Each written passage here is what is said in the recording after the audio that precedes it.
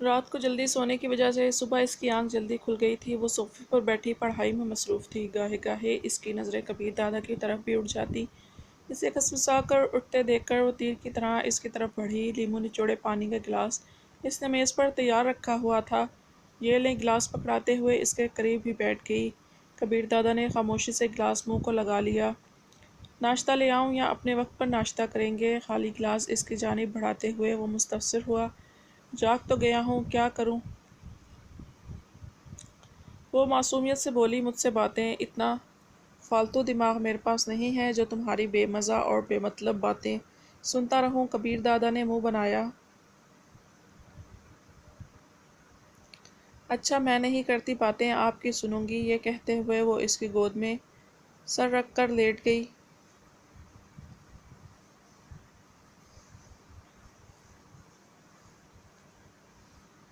یہ کیا بےہودگی ہے؟ یہ کہتے ہوئے کبیر دادا نے اسے کندھوں سے پکڑ کر بیڈ پر پھینک دیا۔ تناوش نے اس کی کمر کے گرد بازو لپیٹنے کی کوشش کی، مگر کبیر دادا نے اس کی کوشش ناکام بنا دی تھی۔ اچھا، دور دور بیٹھ کر بات کر لیں گے۔ وہ برا منائے بغیر اس کے اٹھنے کی کوشش کرتے ہوئے کبیر دادا کا بازو پکڑ لیا۔ بتایا تھا نا مجھے ایسی باتوں سے چڑ ہے، کوفت ہوتی ہے تمہاری حرکتیں دیکھ کر۔ اس کی گرفت سے بازو چھڑا کر وہ غسل خانے کی طرف بڑھ گیا اور تناوش ہونٹوں پر مسکراہٹ بکھیرتے ہوئے باورچی خانے کی طرف بڑھ گئی۔ اس کے پہننے کے کپڑے وہ پہلے سے الماری میں لٹکا چکی تھی۔ اس کے ناشتہ تیار کرتے تک وہ سوٹ پہن کر نکل آیا تھا۔ ٹائی حسب عادت اس نے مفلر کی طرح گلے میں ڈالی ہوئی تھی۔ ناشتہ کرنے کے بعد ہی وہ ٹائی باندھا کرتا تھا۔ آج سویرے تیار ہونے کی وجہ سے اس نے بیٹھنے سے پہلے موبائل فون پر عظیم کو کال کر کے آدھے گھنٹے تک اپنی آمد کا بتا دیا تھا۔ بیٹھتے ساتھ ہی اس نے میز پر سجے ناشتے کو دیکھ کر حیرانی بھرے لہجے میں پوچھا، یہ پراٹھا اور انڈا فرائی کس کے لیے ہے؟ یہ میرا ناشتہ ہے، اسے مطلع کرتے ہوئے وہ انڈا چیرنے لگی۔ صبح سویرے اٹھ تو جاتی ہو تو اسی وقت کر لیا کرو۔ امی جان کہتی ہیں بیویوں کو شوہر سے پہلے ناشتہ وغیرہ نہیں کرنا چاہیے، ان کے ساتھ یا بعد میں کرنا چاہیے۔ وہ طنزیہ لہجے میں بولا۔ ہنسی آتی ہے یہ فرسودہ باتیں سن کر تو ہنس لیں۔ صاف انڈا پلیٹ میں رکھ کر اس نے دوسرا انڈا اٹھا لیا۔ امی جان نے یہ کبھی نہیں بتایا کہ شوہروں کو روکنا ٹوکنا نہیں چاہیے؟ تناوش کے ہونٹوں پر شرارتی ہنسی نمودار ہوئی۔ بتایا تو ہے، مگر ہر بات پر عمل تو نہیں کیا جا سکتا نا۔ جس دن ایک تھپڑ بھی لگ گیا یہ شوخی شرارت بھول جائے گی۔ خیال رکھنا، نازک سی ہوں، کہیں آپ کے تھپڑ سے جان ہی نہ نکل جائے۔ جوس کا گلاس بھرتے ہوئے وہ شوخی سے بولی، اچھا ہے، جلدی جان چھوٹے گی۔ کتنا شوق ہے جان چھڑانے کا۔ وہ اس کے بازو سے لگ گئی۔ ناشتہ کر لو، ٹھنڈا ہو جائے گا۔ اس کے چاہت جتانے پر کبیر دادا نے حسب عادت ناک منہ جڑائی۔ وہ اٹھلاتے ہوئے بولی، اگر پہلا نوالا آپ کھلائیں تو کر لیتی ہوں، ورنہ ناشتہ نہیں کروں گی۔ بھاڑ میں جاؤ، جب آپ غصہ کرتے ہیں تو جی کرتا ہے۔ وہ فقرہ پورا کیے بغیر ہنس پڑی تھی۔ کیا؟ کبیر دادا نے اس کی طرف غصیلی نظروں سے گھورا۔ چھوڑیں، اگر بتا دیا تو آپ کچھ اور پیارے لگنے لگیں گے، شرارتی لہجے میں کہتے ہوئے اس نے وضاحت کی۔ میرا مطلب ہے کہ مزید غصہ کر کے۔ کبیر دادا نے گہرا سانس لیتے ہوئے کہا، جانتی ہو تم میری ضد اور انہ کی وجہ سے یہاں نظر آ رہی ہو۔ کچھ لوگوں کا اصرار تھا کہ ایک چھوکری کو اتنی اہمیت نہ دوں اور میں اپنی بات پر اڑ گیا۔ اصرار کرنے والے کافی بڑے لوگ تھے۔ ان میں سے ایک کل تمہیں تحفہ بھی دے کر گیا ہے۔ اگر وہ تمام لوگ مجھے مجبور کرنے کی کوشش نہ کرتے تو یقین مانو کل کی گھر جگہ جا چکی ہوتیں۔ اچھا، میں یوں ہی انہیں اپنا دشمن سمجھے بیٹھی ہوں۔ تناوش نے پرخیال انداز میں سر ہلایا۔ جن کی وجہ سے یہاں ہوں وہ دشمن تو نہ ہوئے؟ تمہاری تو کوئی کل ہی سیدھی نہیں ہے۔ ٹشو سے ہاتھ صاف کر کے وہ ٹائی باندھنے لگا۔ وہ سرعت سے بولی، ایک منٹ، ٹائی میں خود باندھوں گی۔ کل تو کہہ رہی تھی تمہیں ٹائی باندھنے کا طریقہ نہیں آتا۔ گزشتہ رات آپ کے آنے سے پہلے یہی سیکھتی رہی، اب آ گیا ہے۔ اعتماد سے کہہ کر وہ اس کے ٹائی باندھنے لگی۔ پہلی مرتبہ اس نے الٹی گرہ لگا دی۔ دوبارہ کھول کر اس نے سیدھا کرنے کی کوشش کی، مگر پھر الٹا کر دیا۔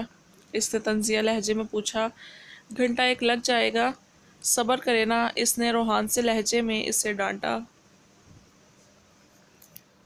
یہ ایسے باندھتے ہیں۔ وہ تنگ آ کر اسے سمجھانے لگا۔ اب نہیں بھولے گا۔ کبیر دادا کی ہدایت پر عمل کرتے ہوئے اس نے گرہ لگا کر بچوں کے سے انداز میں خوشی کا اظہار کیا تھا۔ اب ناشتہ کر لو۔ وہ جانے کے ارادے سے کھڑا ہو گیا۔ وہ مسکرائی۔ بتا دیا نا، ایسے نہیں کروں گی۔ اس کے ساتھ کھڑے ہو کر وہ منہ ہی منہ میں کچھ بڑبڑانے لگی۔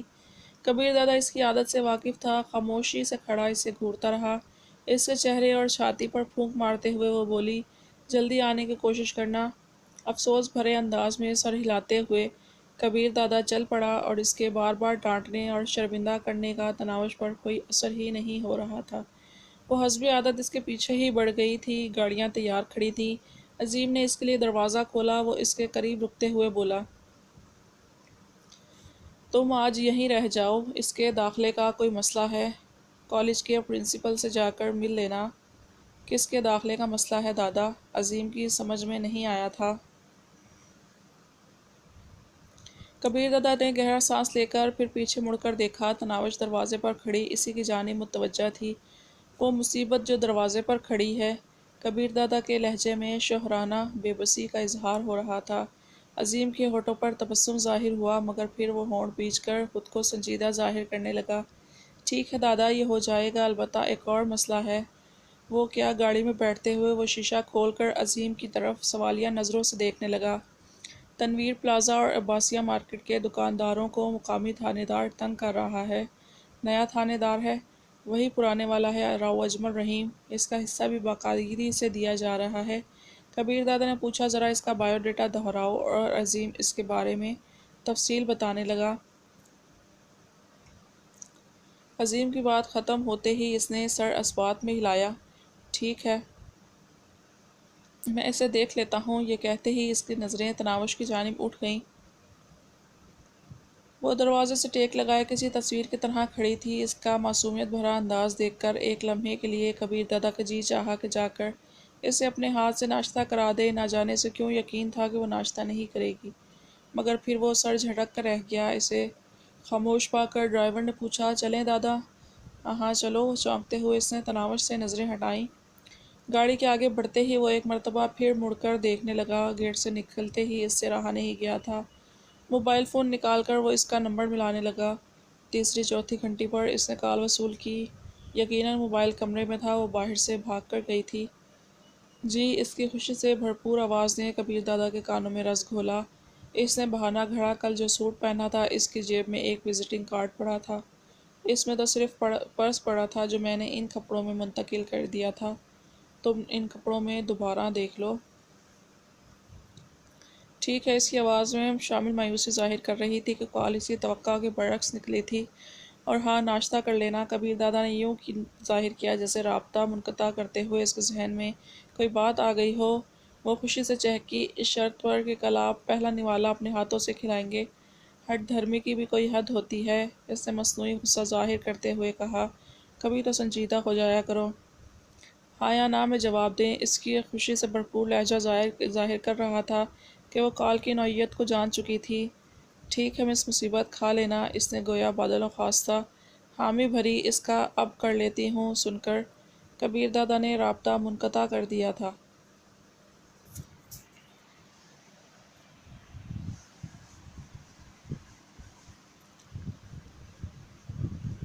گاڑیوں کے گیٹ سے نکلتے ہی اس نے عظیم کو اپنی طرف آتے دیکھا۔ اس کے انداز سے لگ رہا تھا کہ وہ اسے کوئی بات کرنا چاہتا ہے۔ کمرے کی طرف جانے کا ارادہ ملتوی کرتے ہوئے وہ اس کے قریب آنے کا انتظار کرنے لگی۔ بیگم صاحبہ، اس نے کچھ کہنے کے لیے منہ کھولا ہی تھا کہ اس کے کانوں میں گھنٹی کی آواز گونجی۔ نہ جانے کیوں اسے لگا کبیر دادا کی کال ہے۔ ایک منٹ بھائی، قطع کلامی کرتے ہوئے وہ کمرے کی طرف بھاگی۔ اس کے اندازے کے مطابق کبیر دادا ہی تھا۔ بات کے اختتام پر وہ خوشی سے جھوم اٹھی۔ بغیر کسی شک و شبے کے اسے معلوم ہو گیا کہ کبیر دادا کی کال کا مقصد کیا تھا۔ رابطہ منقطع ہوتے ہی وہ ڈرائنگ روم کی طرف بڑھ گئی۔ عظیم کا بیگم صاحبہ کہنا اسے اچھا لگا تھا۔ جی بھائی، آپ کچھ کہہ رہے تھے؟ عظیم ڈرائنگ روم میں اس کا منتظر تھا۔ جی بیگم صاحبہ، کبیر دادا آپ کے داخلے کے بارے میں کچھ بتا رہے تھے۔ بیٹھو۔ نشست سنبھالتے ہوئے اس نے عظیم کو بیٹھنے کا اشارہ کیا۔ شکریہ۔ اس کے سامنے بیٹھتے ہوئے عظیم نے نوٹ بک نکال لی۔ وہ اسے اپنا رول نمبر، کلاس، کالج کا پتہ وغیرہ بتا کر اپنا مطمع نظر بتانے لگی۔ ٹھیک ہے بیگم صاحبہ، آپ اپنا موبائل فون نمبر بھی نوٹ کرا دیں۔ اگر کوئی مسئلہ ہوا تو میں معلومات لینی ہوئی تو میں کال کر کے پوچھ لوں گا۔ اس بات میں سر ہلاتے ہوئے اس نے اپنا موبائل نمبر نوٹ کرایا اور خوابگاہ کی طرف بڑھ گئی۔ کبیر دادا کے کہنے کے بعد جانے کیوں اسے بھوک محسوس ہونے لگی تھی، ورنہ تو اس نے ناشتہ نہ کرنے کا تہیہ کیا ہوا تھا۔ تھانے کے سامنے گاڑیاں رکتے ہی کبیر دادا اندر کی جانب بڑھ گیا۔ محافظوں کو اس نے وہیں ٹھہرنے کا اشارہ کیا۔ اسے ایس ایچ او کے دفتر کی جانب بڑھتے دیکھ کر ایک سپاہی نے آواز دے کر روکنے کی کوشش کی، مگر وہ سنی انسنی کرتا ہوا دفتر میں گھس گیا۔ راؤ اجمل رحیم اسے اچھی طرح جانتا تھا۔ اسے دیکھتے ہی وہ بے اختیار اپنی جگہ پر کھڑا ہو گیا۔ کبیر دادا آج کیسے بھول پڑے؟ اس نے لہجے میں خوشگواری سمونے کی کوشش کی جو بالکل ناکام ہوئی تھی۔ اسی وقت ایک سپاہی فرض شناسی کا مظاہرہ کرتے ہوئے اندر داخل ہوا۔ سر، یہ 2 چائے لے آؤ۔ ایس ایچ او نے اس کی بات مکمل نہیں ہونے دی تھی۔ وہ جی سر کہتے ہوئے واپس پلٹ گیا۔ ایس ایچ او کی دعوت کا انتظار کیے بغیر کرسی سنبھالتے ہوئے اس نے کسی تہمید میں پڑنے کے بجائے براہ راست مطلب کی بات شروع کر دی۔ یقیناً آپ میری آمد کا مقصد جانتے ہوں گے۔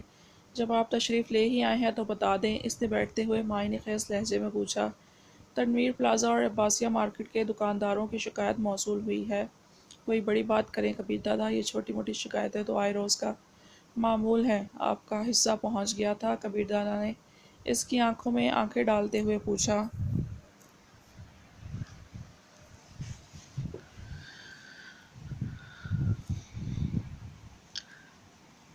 ہاں، مگر مجھے لگتا ہے اس کی مقدار کچھ بڑھا دینا چاہیے، اس وجہ سے کہ نادیہ اب 10ویں کلاس میں پہنچ گئی ہے۔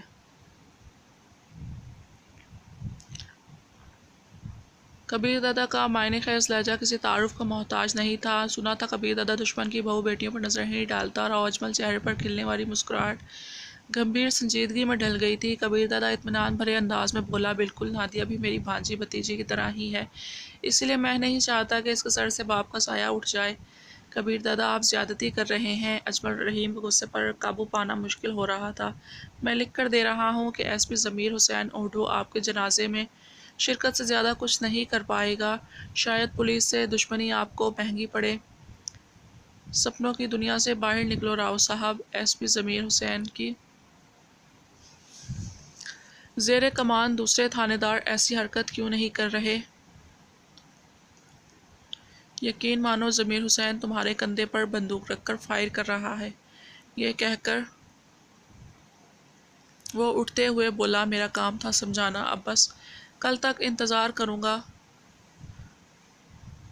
وہ مڑ کر باہر جانے لگا۔ بات سنے اس کے پکارنے پر کبیر دادا رک کر اس کی جانب متوجہ ہوا۔ 10,000 ماہانہ بڑھانے سے آپ کو کوئی فرق تو نہیں پڑے گا، البتہ میری لاج رہ جائے گی۔ کبیر دادا کے ہونٹوں پر دھیمی مسکراہٹ نمودار ہوئی، اس شرط پر کہ یہ 10,000 میری بھتیجی نادیہ کے جیب خرچ کا حصہ بنیں گے۔ منظور راؤ اجمل کے چہرے پر پہلی بار اطمینان چھلکا۔ آپ چائے تو پی لیں، ادھار رہی۔ کہتے ہوئے وہ تیز قدموں سے چلتا ہوا تھانے سے باہر چلا گیا۔ جی پاشا دادا، اسے امتیاز کی آواز سنائی دی۔ پاشا نے پوچھا، سناؤ بھائی، کبیر دادا اٹھا ہے کہ نہیں؟